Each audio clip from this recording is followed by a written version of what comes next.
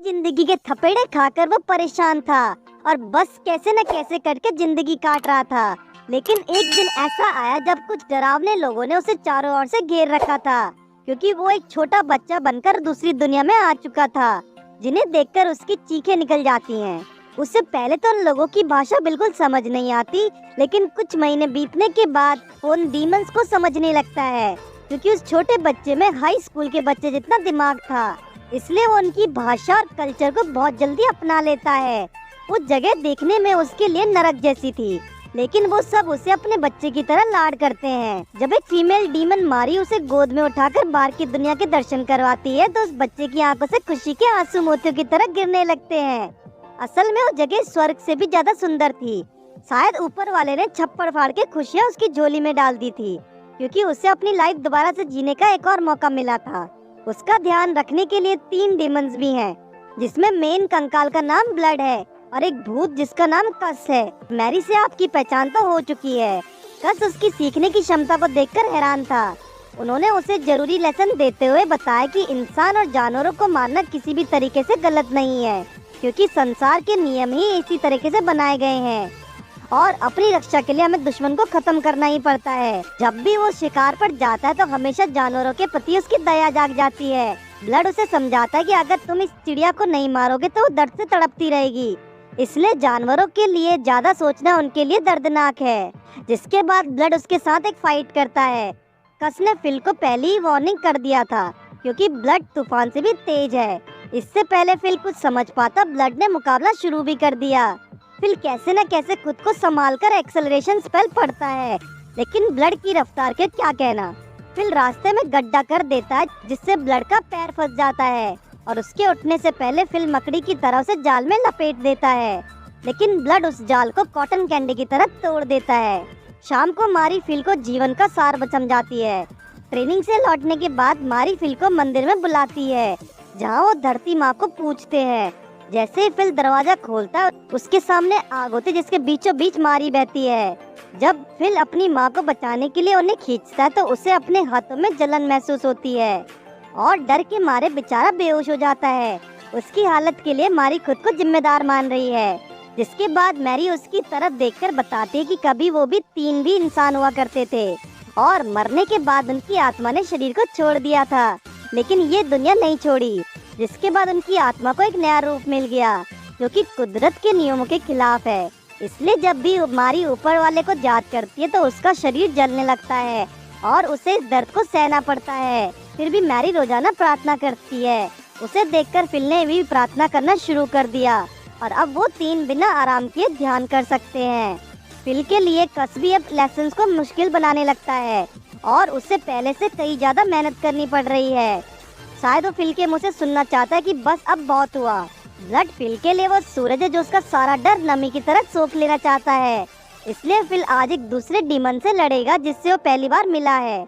उनकी फाइट जैसे शुरू होती है, वो डीमन उन पर हमला तो करता है, लेकिन उसमें वो बात कहाँ जो फिल को हरा दे। ब्लड फिल की खूबी को देखकर काफी हैरान हो जाता है। वो खुश भी है, क्योंकि उसने फिल को एक असली मुकाबले के लिए तैयार कर दिया है। इसलिए वो फिल को शहर घुमाने लाया है, जो शहर कभी खुशहाल और समृद्ध लोगों का हुआ करता था, लेकिन आज उस शहर का एक एक घर खंडर बन चुका है और उन खंडरों में राक्षस और भूत रहते हैं। ब्लड फिल को एक ठिकाने के बाहर इंतजार करने को कहकर अंदर चला जाता है, लेकिन अंदर जाने से पहले ही ब्लड उसकी आंखों के सामने गायब हो गया। फिल दोबारा एक डरे हुए बच्चे की तरह महसूस करता है। काफी देर होने के बाद वो थोड़ा आराम करके स्नैक्स खाने लगता है और सोचता है इस दुनिया में उसका ख्याल रखने वाले कई लोग हैं। जिसके बाद वो उठकर आगे बढ़ता है और बाहर निकलने का रास्ता ढूंढता है। उसे तहखाने में और भी डीमंस हैं, जिनका सामना करने का फिल की हिम्मत नहीं होती, लेकिन फिर उसे ब्लड की बात याद आती है और वो उस डीमंस के सामने छाती चौड़ी करके खड़ा हो जाता है। कुछ हमलों के बाद फिल समझ गया कि उस डीमन में ब्लड जितनी ताकत नहीं है। जैसे ही वो डीमन अपनी स्पेल पढ़ने लगता है, फिल उस पर हमला कर देता है, लेकिन हमले में उसकी तलवार दम तोड़ देती है। फिल निहत्था हो चुका था, लेकिन वो खुशकिस्मत था जो उस डीमन ने भी अपना दम तोड़ दिया। जाने से पहले फिल ने वहाँ पड़ा एक भाला उठा लिया, जो एक हाथों से बनाया हुआ जादुई भाला था। फिल को अब बाहर जाने का रास्ता ढूंढना था, लेकिन उसकी नजर एक बड़ी परछाई पे पड़ती है, जो जिसे देखकर वो चौकन्ना हो जाता है। वो परछाई कस की थी। फिल उससे पूछता है कि क्या उसे ब्लड ने यहाँ भेजा है, लेकिन कस जवाब नहीं देता और उसे घूरता रहता है। फिल उसके इस अजीब बर्ताव को देखकर सोचता है शायद वो उसे कुछ सिखाना चाहता है। तभी कस स्टोन्स की हेल्प से एक मॉन्स्टर बना देता है जो फिल के खून का प्यासा था।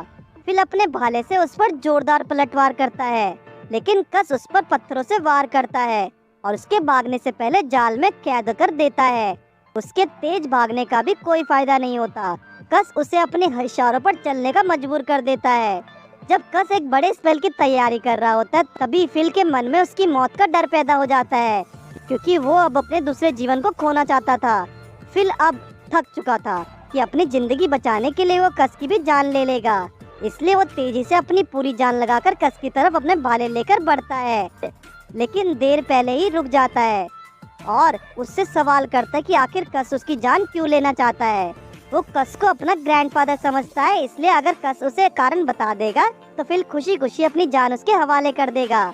उसकी आंखों से आंसू बहने लगते हैं, जिसके बाद कस उसे बता देता है कि वो उसकी परीक्षा ले रहा था, जिसमें फिल ने खुद को ताकतवर होने का साथ एक वफादार स्टूडेंट भी साबित कर दिया। लेकिन फिल को शक था कि कस उससे झूठ बोल रहा है। फिर वो दोनों तहखाने से बाहर आते हैं और इस घटना को सीक्रेट रखने का प्रॉमिस करते हैं। ब्लड और मारी उसके जादुई भाले को देखकर खुश होते हैं, जो वाकई में एक शक्तिशाली हथियार था, जो अपने मालिक के ऑर्डर पर अपने साइज भी बदल सकता था। अब फिल के लिए छोटे मोटे मॉन्स्टर से लड़ना बच्चों का खेल बन चुका है और कस ने भी उसकी पढ़ाई के बोझ को कम कर दिया। एक दिन कस फिल को शाम को चेम्बर में मिलने बुलाता है, क्योंकि जल्दी ही फिल 14 साल का होने वाला है और हो सकता है कि ब्लड जल्दी लड़ने की चुनौती दे। लेकिन कस का कहना था कि फिल को ब्लड से जानबूझकर हारना होगा और इसमें उसी की भलाई है। लेकिन फिल उसकी ये चाल समझ नहीं पाता, क्योंकि कस ने इस बात को उससे सीक्रेट ही रखा था। कस का ये बर्ताव फिल को पसंद नहीं आता और इसलिए वो नाराज होकर वहाँ से चला जाता है। अगले कुछ दिनों तक फिल अपने मैच के लिए जी तोड़ मेहनत करता रहता है। फिल आर्मर पहनकर मारी के साथ अपने मुकाबले के लिए बढ़ता है, जहाँ ब्लड पहले से आकर उसका इंतजार कर रहा होता है। वो उसे गेम्स के रूल समझाता है और वो दोनों अपनी तलवार म्यान से निकाल लेते हैं और फिल पहले अपना हमला करता है, जिसे ब्लड अपने अंदाज में रोकता है। ब्लड लगातार हमले करने के बाद फिल पर एक जोरदार अटैक करता है। फिल जैसे तैसे अपनी जान बचाता है और ब्लड फिल को ताने मारते हुए कहता है कि फिल शायद लड़ना दोबारा भूल चुका है, क्योंकि वो तो एक बच्चा है। इस बार फिल उसकी तरफ अपनी खंजर फेंक देता है। ब्लड का कहना था कि छोटे मोटे हमले उसका कुछ नहीं बिगाड़ सकते। इस बार हमला ब्लड करता है, जिसके जवाब में फिल उसे अपनी तलवार से गिरा देता है।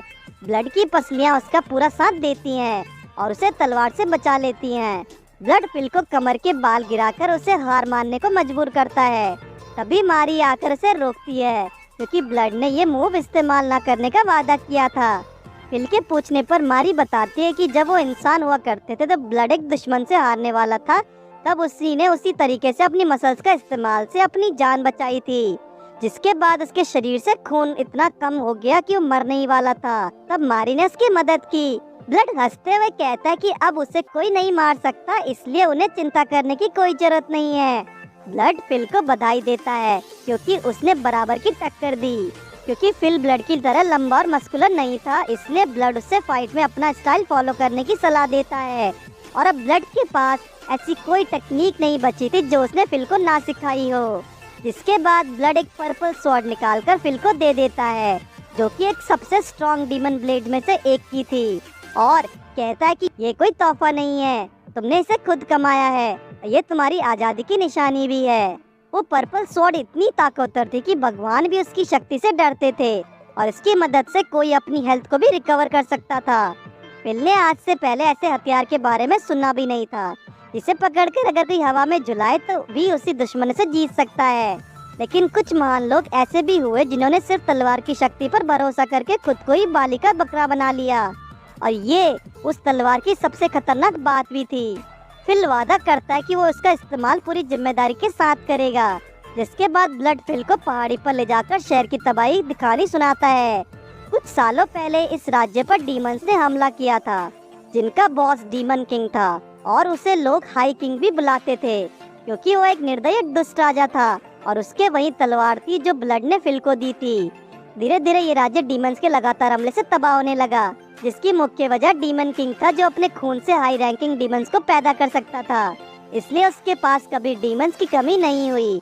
डीमन किंग अपनी तलवार लेकर हवा में जैसे ही घूमता था, उसके आसपास लाशों के ढेर लग जाते थे। और कुछ टाइम ऐसा ही चला और उसने सारी सेना को खत्म करके खुद को पूरे देश का राजा घोषित कर दिया और हजारों लोगों की बलि दिन रात दी जाने लगी। सभी को लगा कि अब इंसानों का अंत नजदीक है, लेकिन कस ने फिर अपना दबाव जमाया और ब्लड और मैरी जैसी पर्सनालिटीज को अपने साथ लेकर एक मजबूत टीम बनाई। फिर उन्होंने मिलकर प्लान बनाया, जिसमें कस और ब्लड ने सिवर के रास्ते से जाकर हाई रैंकिंग पर हमला कर दिया और प्लान के मुताबिक कस ने उसे अपने मैजिक को फ्रीज कर दिया। अब ब्लड उस पर लगातार वार करेगा।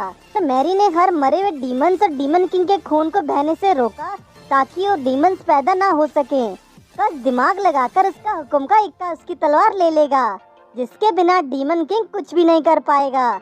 लेकिन ब्लड ने बताया कि उनका प्लान तो फेल हुआ था, क्योंकि जब वो वहाँ पहुँचे तो हाई किंग ने खुद को एक बड़े दानव में बदल लिया, जिसे कंट्रोल करना नामुमकिन था। ब्लड तो उसके सामने उंगली भी नहीं उठा सकता था। उसके साथ ही मरने लगे, और अगर मारी नहीं होती तो वो भी नरकवासी हो चुका होता। तो फिल के दिमाग में सवाल आता है कि उन्होंने डीमन किंग को खत्म कैसे किया, क्योंकि तलवार अब फिल के पास है।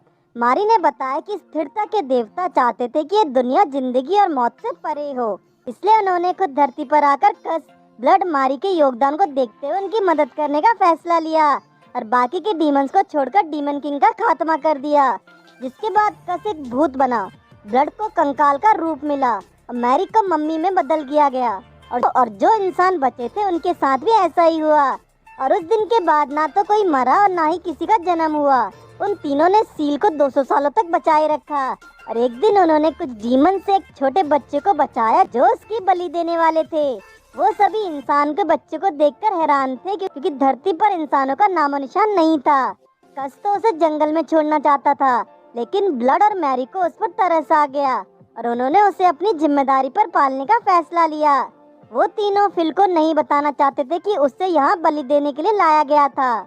मैरी और ब्लड उस पर आज कुछ ज्यादा ही प्यार जता रहे थे, जैसे वो उससे आखिरी बार मिल रहे हों। अचानक आसमान में काले बादल छा जाते हैं और एक विशालकाय परछाई दिखाई देती है। वो ब्लड और मैरी को साथ चलने के लिए बुलाता है। तभी कस उनके बीच दीवार की तरह खड़ा हो जाता है और फिर से ब्लड और मैरी को ले जाने के आदेश देता है। अग्निक कस से कहता है कि उसके जैसा मामूली जादूगर उसके कुछ नहीं बिगाड़ सकता। कस ब्लड और मैरी की आत्मा को किसी भी कीमत पर ले जाने नहीं देना चाहता था, लेकिन स्टांगिट के मुताबिक कस को इस बात का पछतावा होकर रहेगा। बिना किसी देरी के कस उसे अपने स्पेल से घेर लेता है, लेकिन फिल स्टैंगिन को कहना चाहता है कि उसकी हर कोशिश नाकाम है। कस लगातार एक साथ 4 ताकतवर स्पेल उस पर इस्तेमाल करता है और स्टैंगिन उन्हें रोकने की पूरी कोशिश कर रहा होता है, जिस कारण एक बड़ा धमाका होता है जिसमें स्टैगमेट गायब हो जाता है। इसके बाद कस फिल से कहता है कि अब सब ठीक है और चिंता की कोई जरूरत नहीं है। फिल ये सब देखने के बाद थोड़ा घबरा जाता है। तभी कस जोर से चिल्लाता है और उसका शरीर 2 हिस्सों में बट जाता है। उस पर ये हमला स्टैगनेट ने किया था। वो कस के साथ मैरी और ब्लड को भी नहीं छोड़ता। स्टैगनेट फिल की तरफ बढ़ता है और उसे अपने साथ रहने के लिए कहता है, और अगर फिल ऐसा करता है तो वो अपनी टीम में साथियों के साथ रह पाएगा, नहीं तो उसके अकेले ही जिंदगी गुजारनी पड़ेगी। क्योंकि स्थिरता को बनाने रखने के लिए कस उसके साथी को चुना गया था, लेकिन फिल से लगाव होने के बाद उन्होंने अपनी जिम्मेदारी से मुंह मोड़ लिया। इसलिए स्टैगनेट ने फिल को सोचने के लिए शाम तक का टाइम दिया और गायब हो गया। अब फिल को समझ आने लगता है कि क्यों कस ने और ब्लड और मैरी को उसको पालने से रोका था, क्योंकि वो जानता था कि ऐसा करना कुदरत के रूल के खिलाफ होगा, और यही कारण था जिसने तहखाने में फिल को मारने की कोशिश की थी। इन्हीं बातों के बीच फिल की आंख लग जाती है, और जब वो उठता है तो ब्लड उसे डांटता है, क्योंकि इतने गंभीर माहौल में कैसे कोई सो सकता है। फिल बात दबाने के लिए कहने लगता है आज भी उसे अपना पिछला जन्म याद आता है, जहाँ वो अपने पेरेंट्स के लिए एक बोझ से बढ़कर कुछ नहीं था।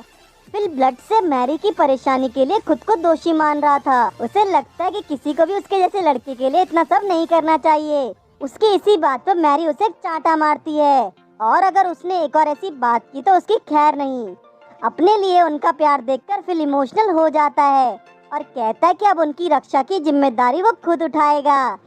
जिसके बाद फिल उठकर टेंपल की ओर चल देता है, जहाँ स्टैगनेट उसके डिसीजन का इंतजार कर रहा था। स्टैगनेट उसे सोच समझकर चुनने की सलाह देता है क्योंकि ये फिल के अपनों का सवाल था। लेकिन फिल कहता है कि उसने अपना फैसला अलग किया है, जिसमें स्टैगनेट को उन्हें छोड़कर जाना होगा, नहीं तो फिल तो उसे नहीं छोड़ेगा। उसकी ये बात स्टैगनेट की बेचैनी को गुस्से में बदल देती है और फिल को मारने के लिए वो जमीन में गड़े मुर्दों को जिंदा कर देता है, जो फिल को चारों ओर से घेर लेते हैं। लेकिन फिल अपनी तलवार और स्पेल से सभी डीमंस का खेल मिनटों में खत्म कर देता है। फिल की स्किल्स और बहादुरी को देखकर स्टैगनेट काफी खुश है। स्टैगनेट फिल को अपनी टीम का सेनापति बनने का ऑफर देता है, जिसमें फिल के पास कई सारे अधिकार होंगे और अपने साथियों के साथ रह पाएगा। उसका ऑफर फिल के लिए थोड़ा कंफ्यूजिंग था। उसके सोचने से पहले स्टैगनेट ने अपने खून से उसके लिए मॉकटेल बनाया, जो फिल को अमर और साथ ही अमीर भी बना देगा। फिल के कदम उसे कौशल जीवन देने वाले ग्लास की ओर बढ़ाते हैं, लेकिन फिल चालाकी दिखाते हुए अपने डीमन ब्लेड से स्टैगनेट के हाथ उसे छीन लेता है। और जब उसका हाथ दोबारा रिकवर होने लगता है तो फिल उसके शरीर के बीचों बीच 2 जोरदार वार करता है और अगले हमले से फिल के पैरों में एक सांप लिपट जाता है, जिसके बाद फिल सीधे स्वर्ग में पहुंचता है और उस जगह की पवित्रता और शांति फिल को जानी पहचानी सी लगती है। फिर उसके सामने परी जैसी दिखने वाली एक सुंदर औरत आ जाती है। फिल को याद आता है कि जिस दुनिया में जन्म लेने से पहले वो औरत ही यहाँ उसे लाई थी। जब उस औरत ने फिल से उसके फैसले के बारे में पूछा तो फिल बताता कि उसने अपनी पहले वाली जिंदगी में सिर्फ दूसरों को दुख दिया है, लेकिन अब अगर उसके पास मौका है तो वो जरूर कस, ब्लड और मैरी के लिए कुछ करना चाहेगा, जो उससे बेहद प्यार करते हैं। वो औरत कहती है कि अगर यही बात है तो उसे फिल को दोबारा एक मौका देने में कोई एतराज नहीं है। वो फिल को आशीर्वाद देती है और उसका हाथ पकड़कर हमेशा उसका साथ है। जैसे ही फिल उठा उसने उस सांप को दूर फेंका और घुटने के बल हाथ जोड़कर रोशनी की देवी को याद करके उनका धन्यवाद करने लगता है। स्टैगनेट उसकी इस हरकत से हंसने लगता है। फिल के शरीर से नीली लपटें निकलने लगती हैं। फिल खड़ा होकर अपनी तलवार निकालकर कहता है कि आज से उसका जीवन रोशनी की देवी के नाम है। स्टैगनेट अपनी सेना को उन पर हमला करने का ऑर्डर देता है, लेकिन फिल की तलवार से एक रोशनी निकलती है जो पलक झपकते ही उन सभी को जलाकर राख कर देती है। अब फिल का अगला निशाना स्टैगनेट है। फिल उसकी तरफ तेजी से बढ़ा, लेकिन स्टैगनेट 10 स्पेल के यूज से गायब हो जाता है। फिल को डर था कि कहीं स्टैगनेट ब्लड और मैरी के पास तो नहीं गया, और जब फिल एक्सेलरेशन स्पेल से भागकर उनके पास पहुंचा, लेकिन फिल उतना तेज नहीं था जो उसके हमला करने से पहले उस तक पहुंच पाता, इसलिए वो घबरा जाता है। अचानक वहाँ पर खुद धरती माता प्रकट होती हैं और इसी मौके पर फिल चौका मारता है और अपने ब्लेड से स्टैगनेट पर खतरनाक वार करता है, जिससे बचने के लिए स्टैगनेट भी एक ब्लास्ट करता है। ब्लड और फिल दोनों मिलकर से छकाने लगे। स्टैगनेट बचते जैसे उन पर अगस्ट स्पेल यूज करने वाला था, कस मौके पर आकर उसके जादू का असर खत्म कर देता है। तभी फिल भी स्टैगनेट के पेट में अपनी तलवार से छेद कर देता है, रोशनी की देवी के साथ मिलकर उसका विनाश कर देता है। जब फिल ने चैन की सांस ली तो उसके तीनों साथी भागकर उसके पास देखने आए कि उसे कुछ हुआ तो नहीं। कस उसे जीत की बधाई देता और उसकी बहादुरी और स्ट्रेंथ की तारीफ करते नहीं थकता। आज की रात जश्न की रात थी, इसलिए कस कुछ खाने का सामान लेने के लिए निकल जाता है।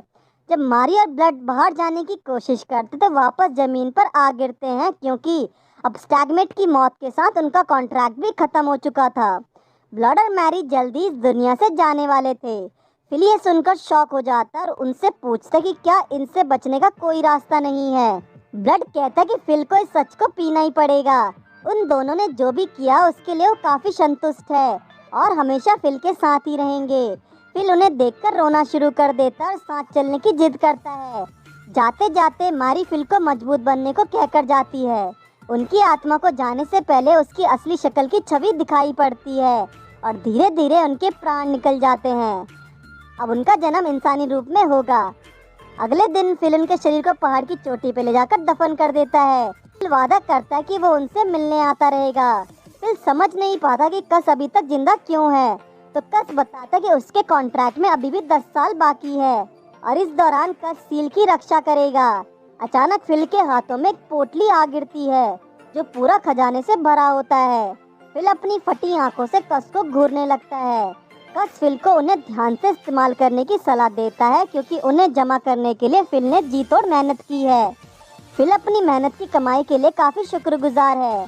आगे बढ़ते हुए फिल अपनी घर पहुंचता है और वहाँ तैयार होकर अपना सामान बांध लेता है। बस उसे छोड़ने के लिए उसे अलविदा कहना साथ आता है और फिल के जाने से पहले उसका नया नाम विलियम जी मैरी ब्लड देता है।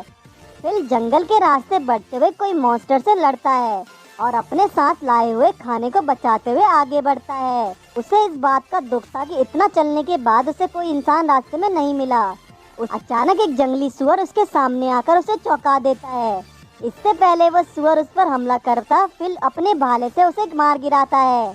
जब उसने देखा कि वो जानवर पहले से ही घायल था तो फिल समझ गया कि आसपास जरूर कोई ना कोई तो है।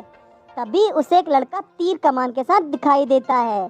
फिल उसके साथ नहीं लड़ना चाहता था, इसलिए वो सोचने लगता है कि उससे बात किस तरह शुरू की जाए। अगर फिल अपने हथियार छोड़ता तो उसके लिए मुसीबत हो जाती, लेकिन जब उसने देखा कि वो तीरंदाज एक एल्फ है तो उसने चैन की सांस ली। फिल उसकी भाषा में उससे हेलो कहता है, जिससे वो एल्फ भी अपने हथियार नीचे कर लेता है। वो पूछता कि उसने सुअर को किससे पूछकर मारा तो फिल जवाब देता कि उसने ये अपने बचाव के लिए किया। फिर वो एल्फ अपना नाम मेटल बताता है। मेटल का कहना था क्योंकि फिल ने अभी उसकी मदद की, इसलिए थोड़ा हिस्सा तो उसे भी मिलना चाहिए। फिर वो दोनों साथ में उसे काट तो लेते हैं और पकाते हैं। खाने से पहले फिल देवी को याद करता है कि मेटल नास्तिक था, इसलिए उसको ये एक्सप्रेशन थोड़ा अजीब लगता है। खाना खाकर निकलने से पहले वो फिल से पूछता है कि आखिर वो यहाँ आया कहाँ से है।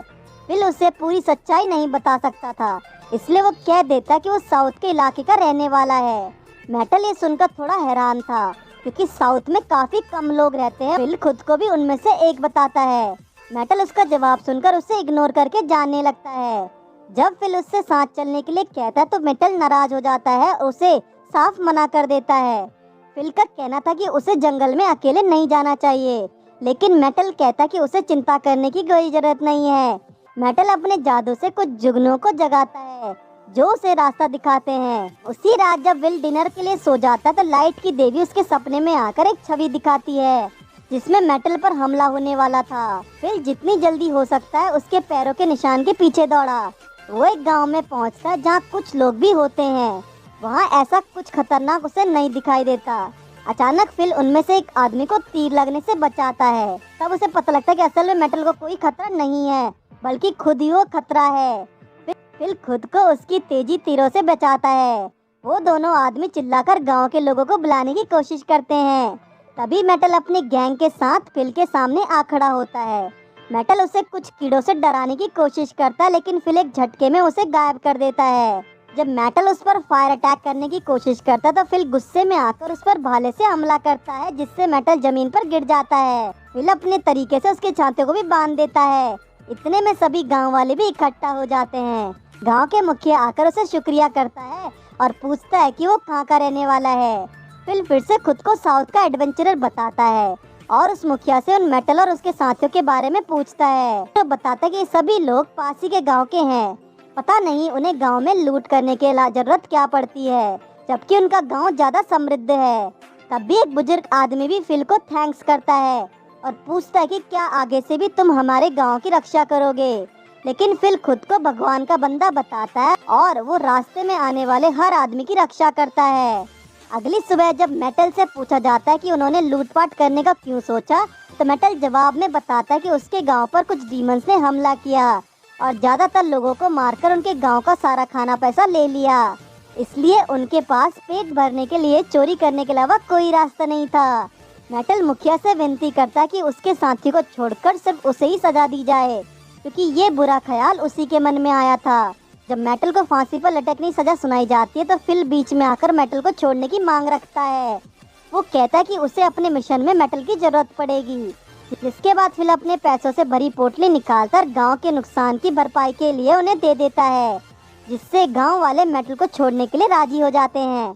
मुखिया फिल से पूछता है कि उसने ऐसा क्यों किया, तो फिल बताता है कि उनके असली दुश्मन डीमंस हैं, इसलिए उन्हें छोटी छोटी बातों के लिए एक दूसरे से नहीं लड़ना चाहिए और एक दूसरे की जान नहीं लेनी चाहिए। और उसके बाद वो दोनों नए गांव की तरफ चल पड़ते हैं।